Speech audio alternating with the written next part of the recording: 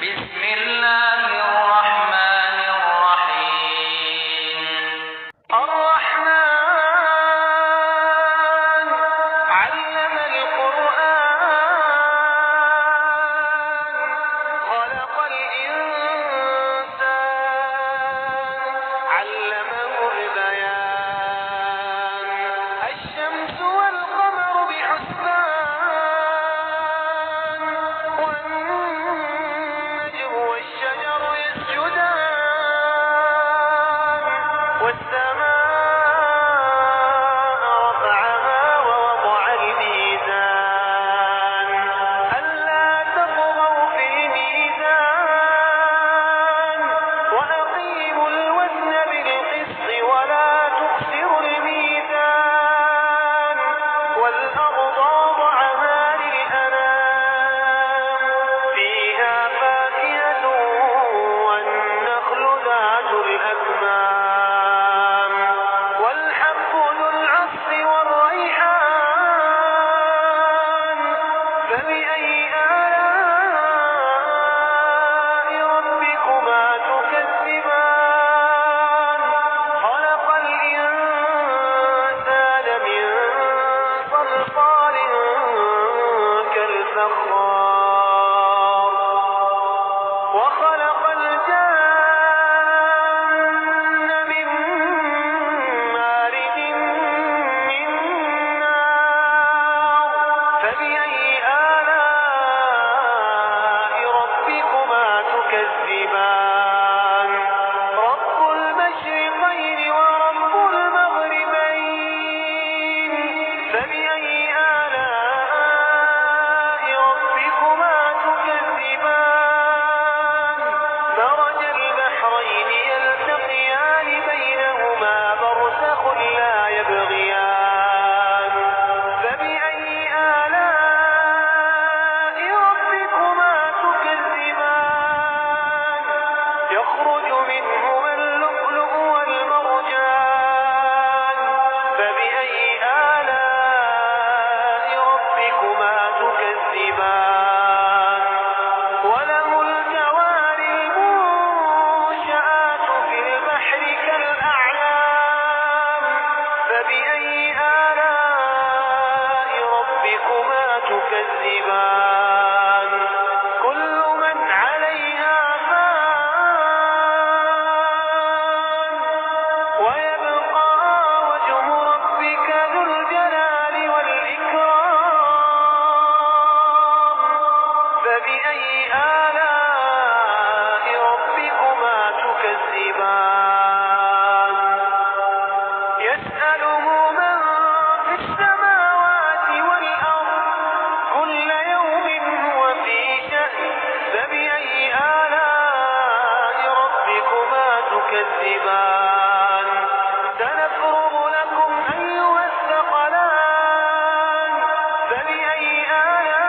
آلاء ربكما تكذبان يا معشر الجن والإنس استطعتم أن تنفذوا من أقطار السماوات والأرض فانفذوا لا تنفذون إلا بسلطان فبأي آلاء ربكما تكذبان يرسل عليكما شواظ من نار ونحاس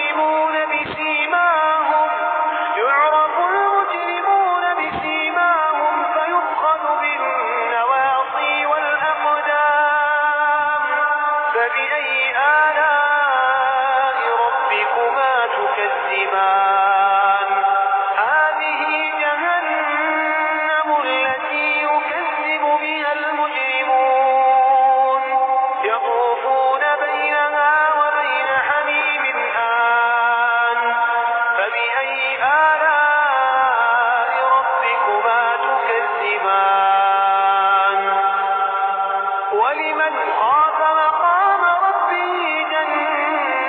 جنتان فبأي آلاء ربكما تكذبان ذواتا أفنان فبأي آلاء ربكما تكذبان فيهما عينان تجريان فبأي آلاء ربكما تكذبان فيهما من كل فاكهة زوجان فبأي آلاء ربكما تكذبان متكئين على فرش بطائنها من استبرق وجنى الجنتين دان فبأي آلاء ربكما تكذبان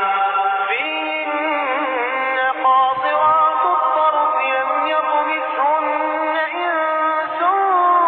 قبلهم ولا جان فبأي آلاء ربكما تكذبان كأنهن الياقوت والمرجان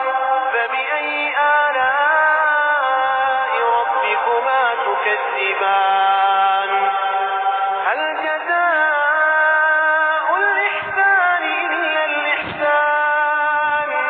فبأي آلاء ربكما تكذبان ومن دونهما جنتان فبأي آلاء ربكما تكذبان مدهامتان فبأي آلاء ربكما تكذبان فيهما عينان نضاختان فبأي آلاء ربكما تكذبان